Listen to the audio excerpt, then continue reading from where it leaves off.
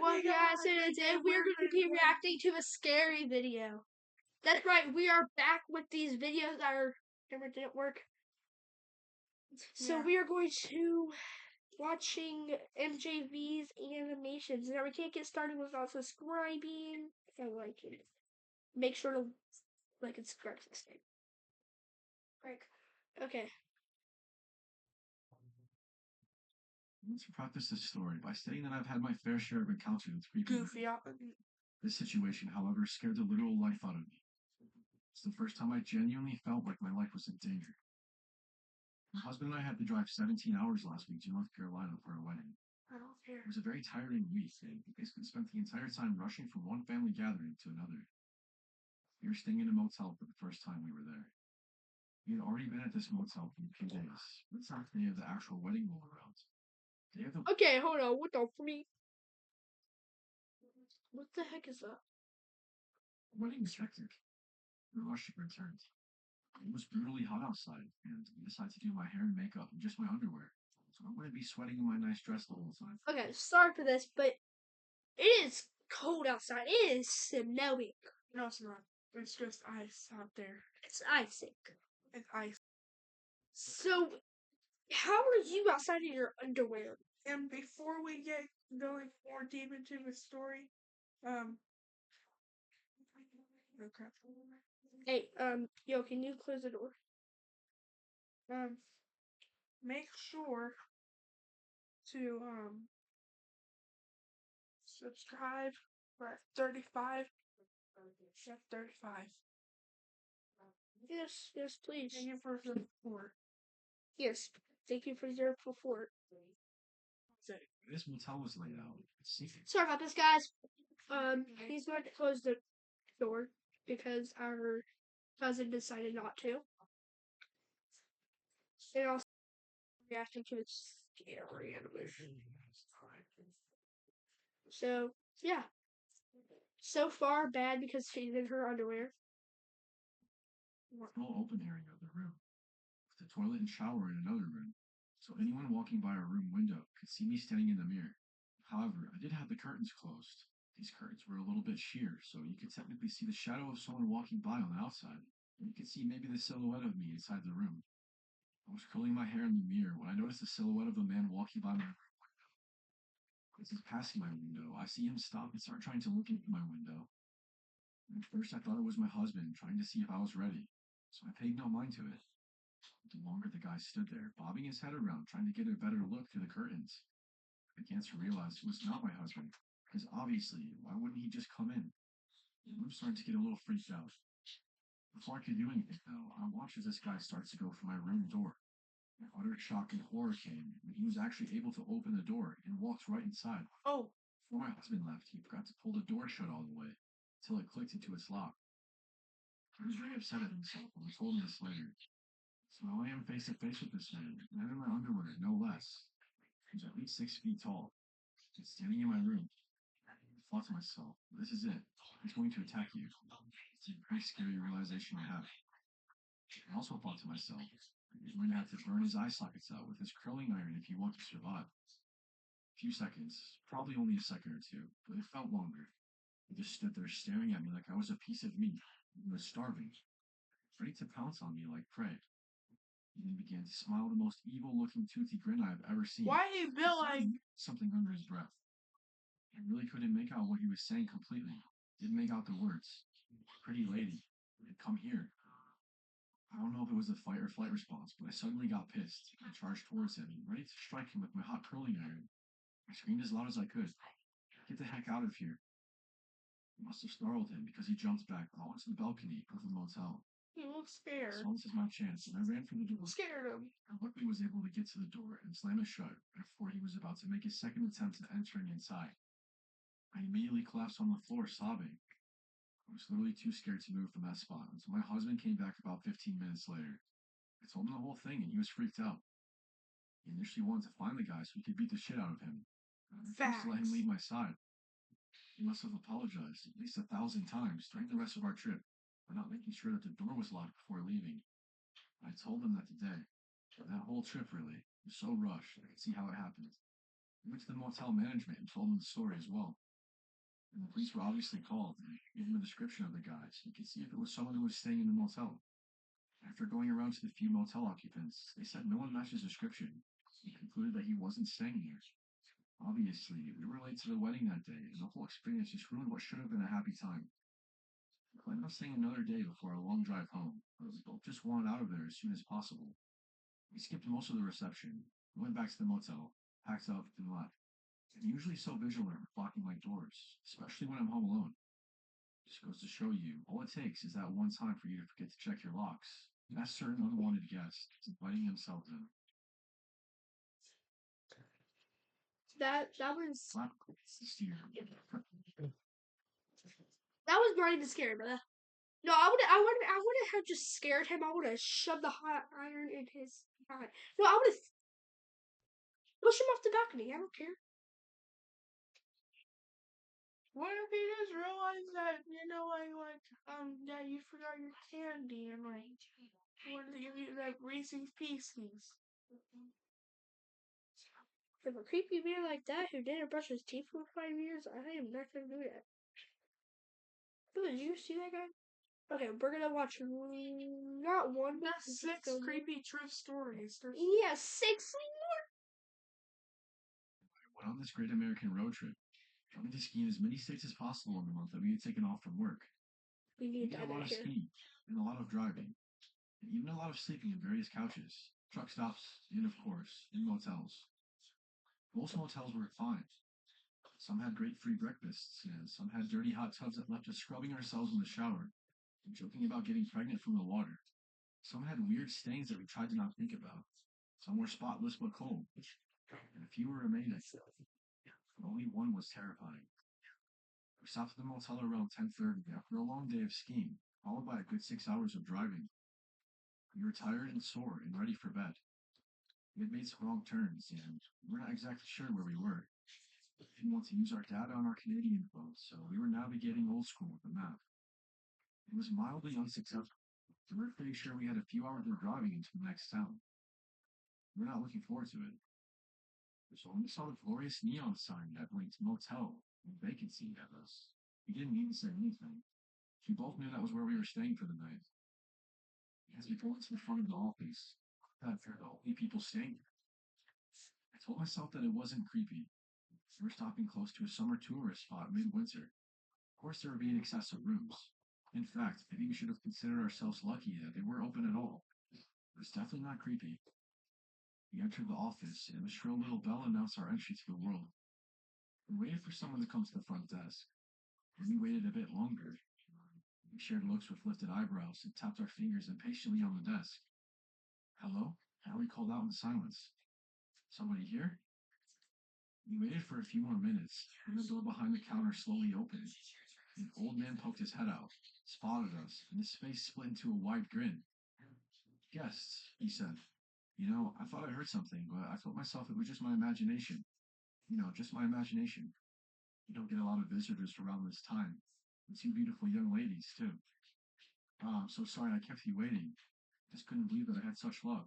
Welcome, welcome, welcome. He was certainly an odd duck, but I used to work long, lonely night shifts, so I know how excited you can get when something happens. So, travel-weary strangers, can I offer you a bed to rest your head? He smiled. Yeah, how much is a double room? He looked at us, grin not wavering. $99 for 2 beds and $79 for 1. I was ready to splurge for the 2 beds. Allie moved a lot in her sleep and hogged the covers. Last night she had kept waking me up. Let's do the 2 beds. I looked at her pleadingly. She gave me a quick look filled with annoyance. And I looked back at the man. His grin had faded. He looked as annoyed as Allie for a moment. When he noticed me looking at him, his grin snapped back into place. Ah, it seems we only have the 1 bedrooms ready. I'm so sorry. Wait, what? I couldn't help but burst out. There are like no people here. Oh yes, that is the problem, isn't it? Sometimes we don't keep all the rooms prepped in the winter. Save costs. I considered that. It didn't make sense at all, but I was too tired to argue. You know what? For such pretty ladies, I'll give you a discount. How about $69 for the 1 bedroom? We'll take it, Allie responded before I even had time to think. Thank you. to pay my card, right? No, I'm afraid not. We don't, well, we never got around to that modern stuff. Gotta stay off the grid, right? He laughed at his own jokes. After that, I shuddered involuntarily. We had cash. It was fine. It was creepy, but we were tired. We paid, got the keys, and drove up and parked in front of the room. Grabbed my stuff from the car, unlocked the door, and surveyed the room. It looked clean enough. The bed was big, and I was tired as hell. Hey, I'm gonna go for a little walk, actually. My legs are so stiff. Allie said from behind me. Wanna come? I eyed the bed. It looks too comfortable. Allie had a good point, but that bed was speaking to me. Nah, I'll just shower and crash. Okay, cool, no problem. I won't be very long, she said. Then she turned and left. I slammed the door shut. No. Dummies. That is not. No, you can't. If you were staying at a motel and the guy was sketchy, Elia, for a walk in the middle of the night while it was snowing, nobody on the road. No, not at all. It's like a blizzard. Like, brother, that's the most white person act I ever seen. And they probably go into the store to get those Big Macs. Got out of my clothes as fast as I could. Jumped in the shower, and the luxurious feeling of hot water ran down my body. I had to force myself to Throw get that out. out. I went to the room, put on my PJs, and laid down on the bed. Annie still wasn't back yet, but her nighttime stroll sometimes lasted as long as an hour, even when she was this tired. She has a hard time falling asleep sometimes, and those walks apparently helped her. I got my phone out and tried connecting to the Wi-Fi. It didn't work. It You got an iPhone? Not because I really needed the Wi-Fi, but because I had paid for it, and I wanted it. So I just laid there, kind of annoyed and glaring at the ceiling fan. It was a weird model, something black sticking out from the bottom. I had never seen that before. I wondered idly what it did. Then I thought about how we were the only people staying here, and how Ellie was walking somewhere alone in the dark. How I didn't know where she was. And how creepy that guy had been when he laughed at his own joke about staying off the grid. Then the familiar feeling of fear started creeping into my guts. I knew where my mind was going. I have an overactive imagination. I tend to turn every situation into a horror movie in my head. It can be a real problem in my dating life. I think most guys are serial killers, and Allie always makes fun of me for it. I thought about how the guy had offered us 2 beds and then refused to give it to us. Did he want us in this room specifically? And why? He probably had some creepy fantasy of 2 young girls sharing a bed. I shook my head, trying to stop my mind from spinning out of control. I get out of the bed and I went over to the huge mirror on the wall. I got my hair out of the towel and started brushing it. I couldn't quite get rid of the uneasy feeling at the pit of my stomach. I knew I wouldn't sleep well that night. For some reason, I thought of What's that line? If there was a line going up and down for her hair. And why was she going up and down? Wait. She better check. Like, Brother, what kind of core is that? like if there's no space, then you need to leave this place, right? Wait. No space, you need to leave this place. No, but what kind of block? Who has a block like that? Oh, I didn't. But no, wait, no. Not for the computer. What kind of switches are those? No, I think the thing in the mirror is expensive. Yeah, I think you can see what you need. You're seeing the cabin in the woods. God, why do I watch horror movies, by the way? They always come back to me at the worst times. I vaguely recall there's a way to check if it's a real mirror. I touched the mirror and there was no gap. I could see my eyes widening in fear in the mirror. No way, that can't be it. I tried to reason with myself. That's just ridiculous. This is fine. We're fine. It's gotta be the other way around. But maybe. I realized I could check the bathroom mirror. It was one of those medicine cabinet mirrors. That one was clearly real. I walked slowly into the bathroom. Please be the same, please be the same, I muttered. I wiped the fogged mirror, took a breath, and slowly pressed my index finger against the surface. Ice filled my veins. A gap. I took a deep breath, trying to clear my mind. I needed to get out of there. Where was Allie? I felt panic bubbling. I needed to get out of there. Okay, but play it cool, I thought. They could be watching. Who the hell are they? Can't let them know I know. I have to get out of here. Thing on the fan. The breath caught in my throat. It had to be a camera. I went back into the bedroom and started putting my stuff back in my little bag. I hoped it looked innocent enough. Maybe we wanted an early start, right? Maybe I had OCD and liked all my stuff in my bag. It was fine. Yes, Theo. I have OCD. I have OCD. Sorry, guys, there's a bunch of ads in here. Nobody likes ads, Yeah, but I don't want to pay for that. why would you want to pay for ads? Like, I'm gonna pay for real. Back in the car, and I turned the doorknob.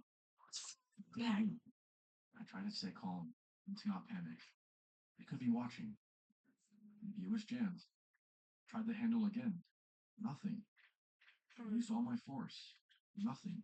I got my phone out and figured I'd text Allie. Call the police. I had to do something. Of course, no signal. I literally wanted to cry. I looked around the room for a window. For the first time, I noticed they had bars in front of them. I've seen that before, of course. It's a safety precaution. My ground floor apartment in the city also had them, so that people can't break in.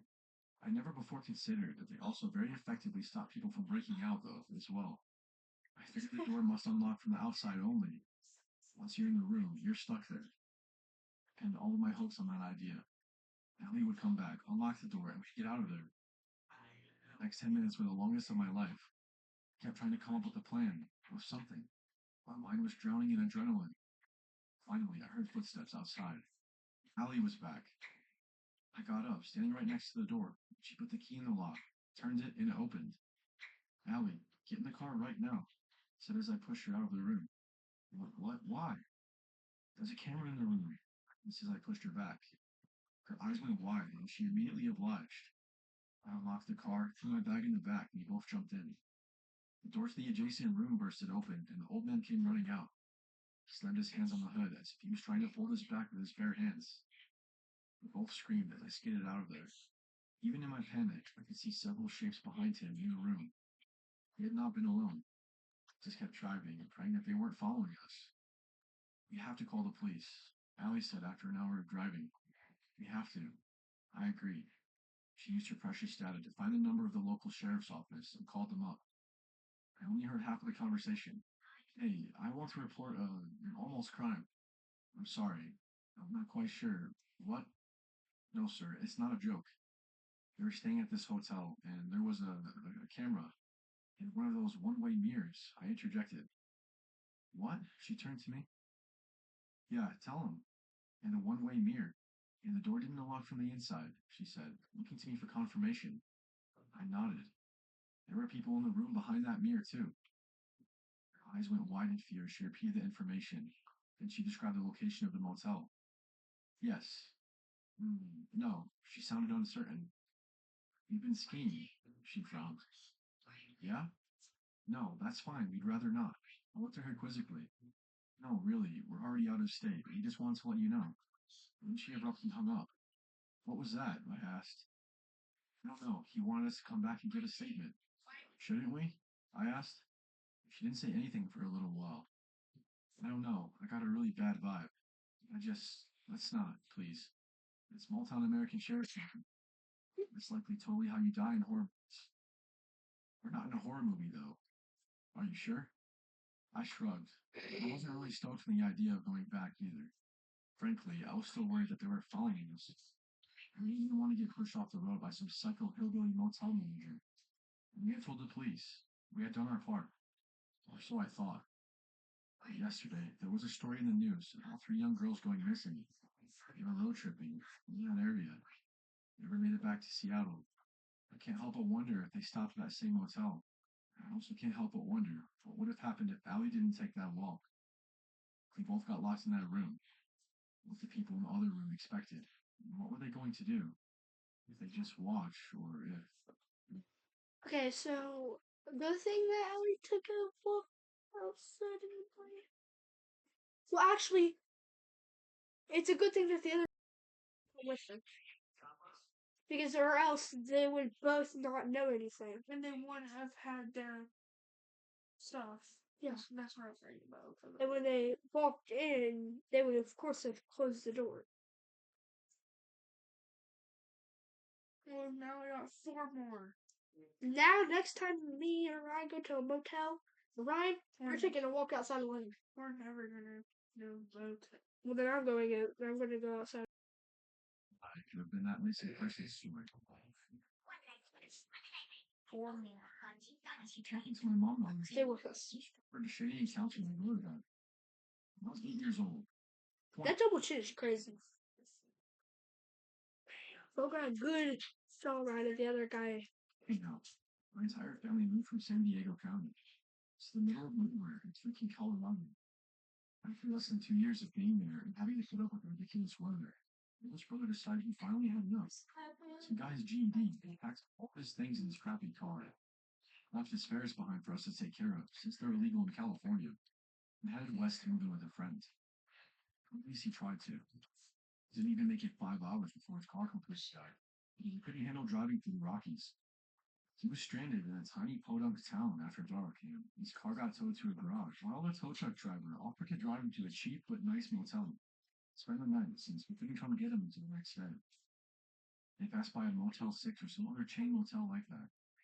The driver said, I wouldn't leave my dog in that place. It was a way nicer motel just down the road for the same price. And we kept driving until they showed up at this really run-down looking place.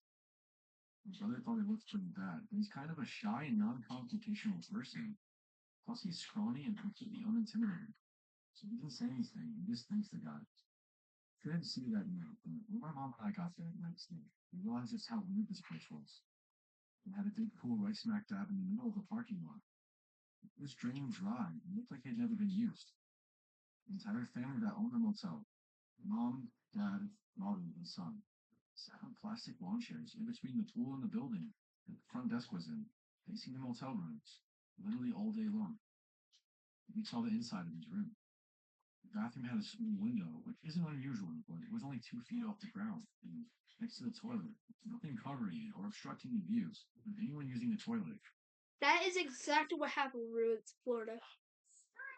Yeah, there was this like place that we could stay, so we went in there, right? The bathroom had nothing covering it. So whenever somebody's taking a big dump, people could look out the window while they were swimming and see us. That's how creepy it was to take a shower in there, and I had to take a shower a lot because I got really bad sunburn. Besides, like the owners, get you in your business. There wasn't even a spot for a toilet paper holder, so the bowl just had to sit on the shelf. The whole room looked That is exactly what happened when we went to Florida. pretty runs down. My brother quietly told us he barely got any sleep the night before because he was so terrified. At first, he assumed it was just because he was sleeping in a strange place by himself, and he was only 17. His room was the kind where it's connected to the room next to it by a hallway, only a few feet long, with a door in each room. A large family staying in the adjacent room could keep it open and get between the two without having to deal with keys. He said he heard faint noises coming from the room next to his the night before, and he opened his door to see what was going on. And there was enough of a gap underneath. Someone was standing right on the other side of the car door. My brother watched for a few minutes, and the guy's shadow never shifted. The guy creeped out and closed his own door, making sure to lock it, and then tried to go to bed. He woke up at some point to a strange sound, and sat there trying to identify it for a moment. Or suddenly, he realized it was a doorknob ring. The guy finally opened his own door, and was trying to get into my brother's room. The sound stopped after a few minutes, but he was too scared to fall back asleep, in case the guy tried again and picked the lock. He was telling us the story quietly, just in case the guy could hear him through the walls. We never saw what he looked like, but we know that the guy watched him while he checked into the room or something. I have no idea if he was planning on hurting my brother, but I'm sure he was up to no good. Add this to the strange, frustrating conversation that my mom had with the owner of the hotel, over the phone on the drive up, weird-ass mechanic shop the car was towed to. And the town became one of the creepiest places that we'd ever had the misfortune of stopping in. It would have cost him more to fix the car than it was actually worth, so we just abandoned it and my brother had to come back home again, which he was actually very happy to do after such a freaky experience. That was a short and not very scary. And then we don't know if it's over yet, but part is over. And there's 3 more. Yeah, no, stay.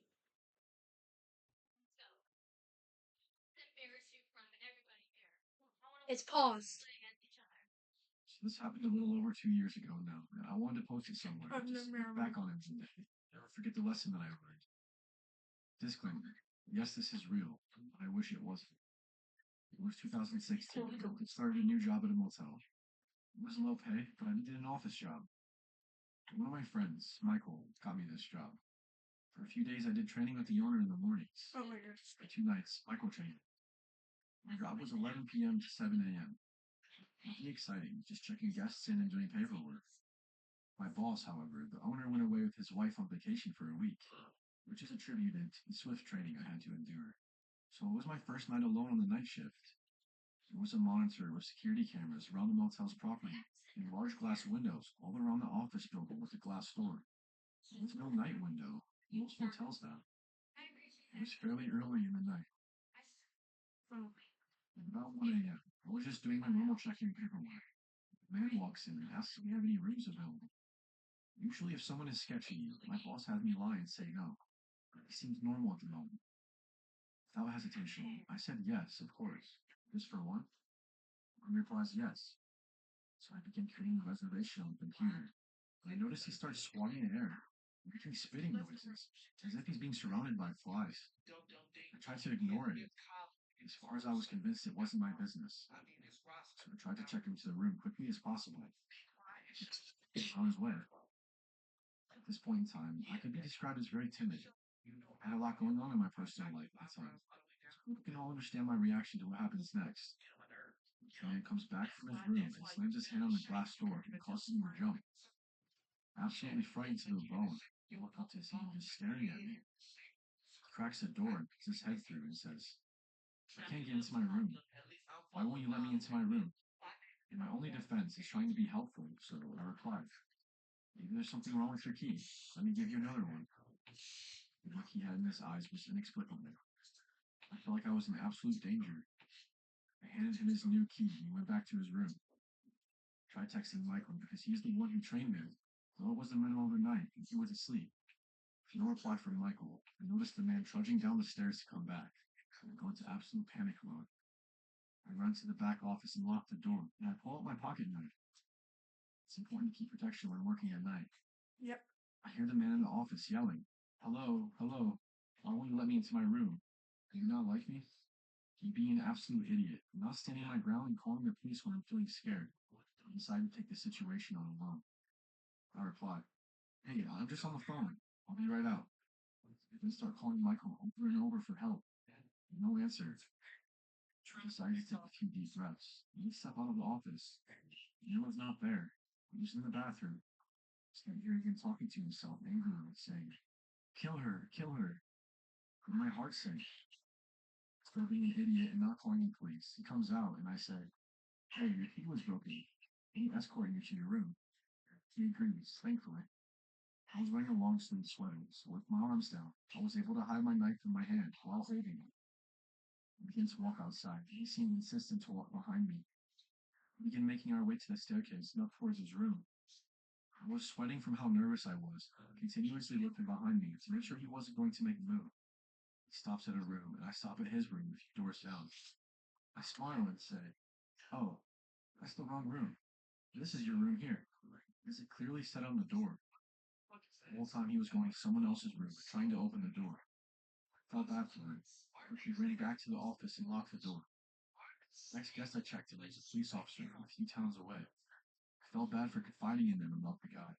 He seemed willing to keep an eye out here. The next night, the man came back. I had the doors locked and told him that we were all booked up. I explained to my boss what happened when he got back from vacation. However, he didn't take me very seriously. I continued to work there on the night shift for the next year. Many other strange encounters happened. Moral of the story, if you ever feel uncomfortable, always call the police. Alright, the next mouse. Oh my god. Two more, baby.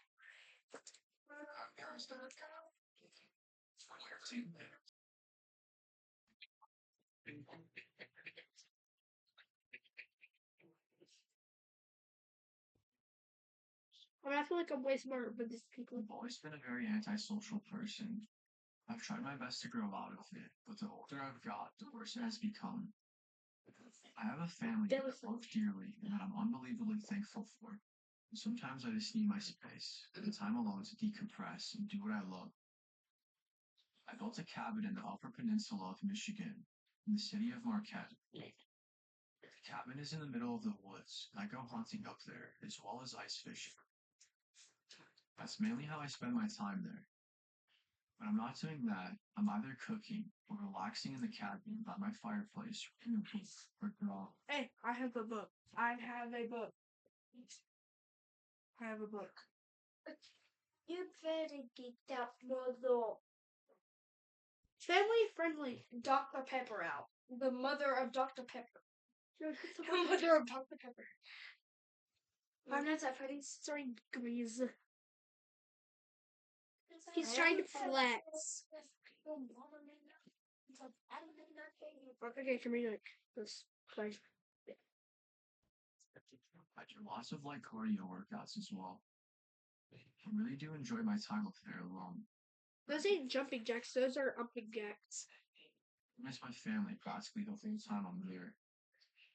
However, it's just something that I love to do, and my wife completely understands Zach- and supports me in my That's a hobbies. girl. As do I with her. This particular time I am talking about, I was staying in the cabin on Thursday night, and I would leave Monday morning. Well, that was the plan anyways. I ended up leaving after the second day of being there. On the first night, there was a horrible unexpected snowstorm, and it was already late, so I decided to warm up in bed and read my book until I fell asleep. I woke up at the crack of dawn and made myself breakfast. I got dressed and got all of my hunting gear, and I was on my way. I walked about a mile, maybe a little bit more, until I found what I thought would be a good spot to set up. I sat and waited quietly and patiently for a deer to pass by. About 45 minutes later, I finally saw one. It was a decent sized buck. That is not a buck. That is a tuck. That looks like a turkey if it grew. He was completely still before I took the shot, but still, I missed. Soon after that, I moved around and relocated to another spot that I found. That was maybe another half mile of the walk. I set my area up. Once again, I waited. Then I heard something behind. Sorry, our cousin's being So weird. instinctively, I turned around to see what it was. It was a man, probably a few years older than I was. He wasn't a hunter. I knew because he didn't have any hunting gear at all. Or orange. He wasn't wearing orange. Like I said, You need to shave that beard.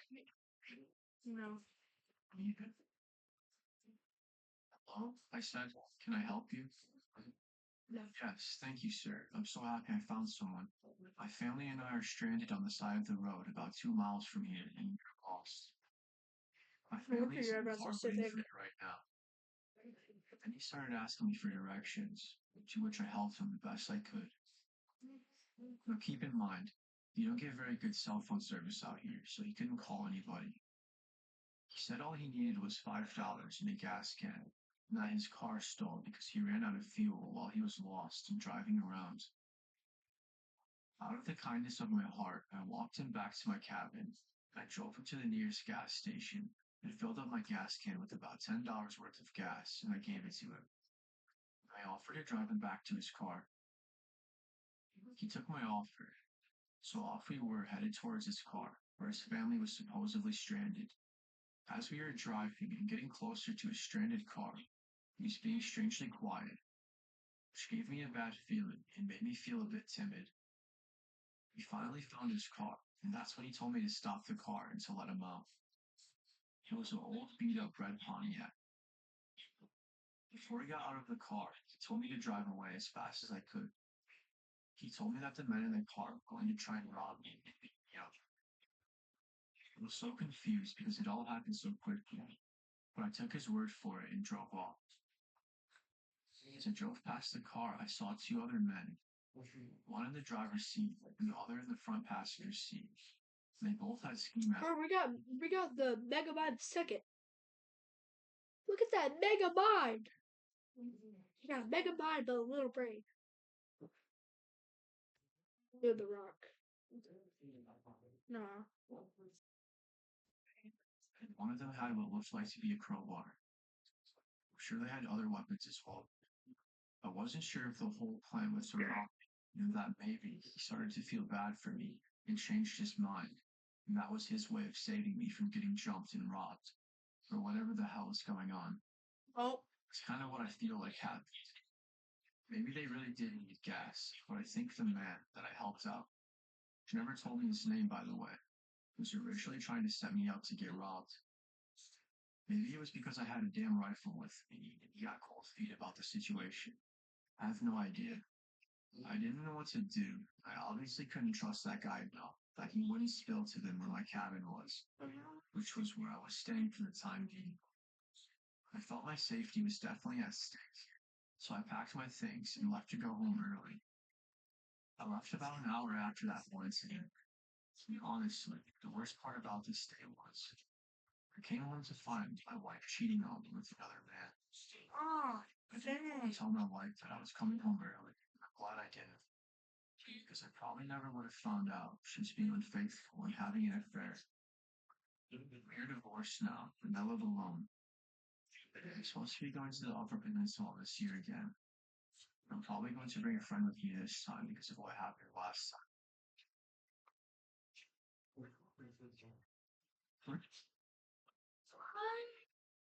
and now there's one more, I'm pretty sure. Yeah.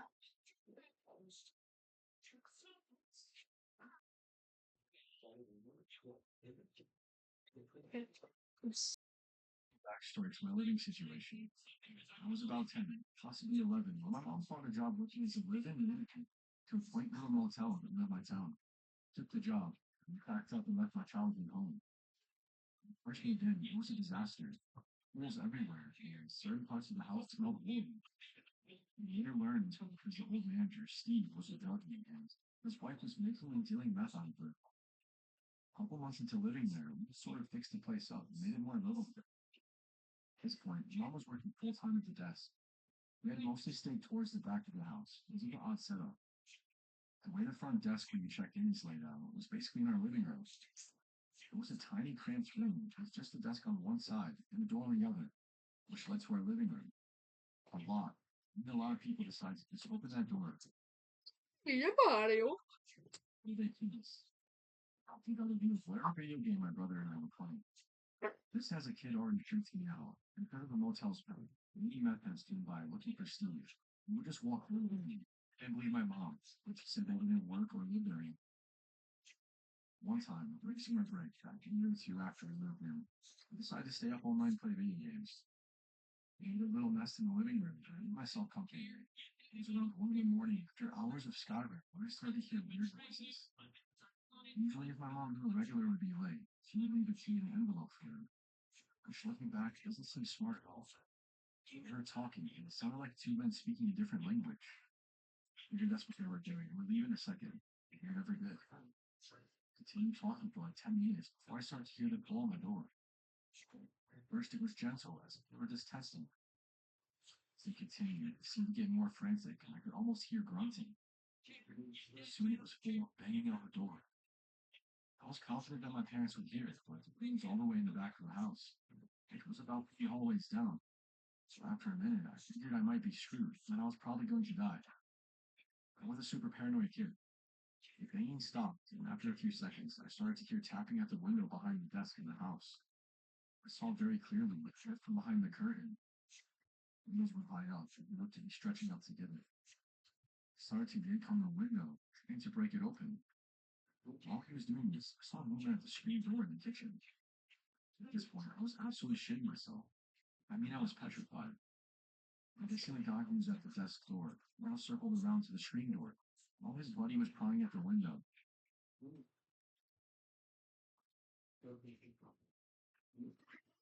held the doorknob back and forth. Oh, Mama, they're not. He was doing what he was doing earlier, and now He goes with this. full force. For some reason, in my fear, I decided to try and be in. Lie. Nickname. Can you go close to the door? I wish I could be. I sneak up. We called into a little office part connected to the desk. It was a key drop off where people could just shove their keys into when they checked out. It was basically just a hole. Popped up, all while we were still banging on the door. I grabbed a pencil to lift up the flap. I don't know what I expected to see. We were clearly at the side of the house, but this had a horrible feeling. I was being surrounded. Well, it turns out I was right. So I lifted it. Saw two more men standing at the door, hands in their pockets. I immediately closed it and I almost cried. During this, don't you notice the hallway light turn on and my parents emerged, looking very distraught. As soon as my dad turned on the kitchen light, he shouted, "What the hell?" All the noise stopped. The guys took off running. I could hear one of them shouting something, and then nothing. Just complete silence. After I told my parents about what happened, the best I could through hysterics, they called the police. They showed up about an hour later and took the report. It didn't seem like this happened to anyone else in the town. The police seemed to think it was some random workers who maybe didn't understand that we were closed. I don't know. It seems like they were just kind of race planning, but I never really got an explanation of that night. All I know is that they didn't seem friendly, and I don't know what they would have done if they got in. What kind of hair is that? You need your mom to get you better hair. You ready? And make sure to like and subscribe. I have a new channel which is just Moz. So if you can go subscribe to that. We need to give them the name. I will okay, why did she so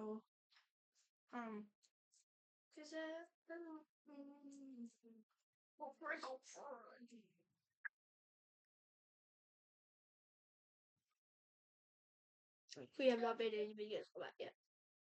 right here.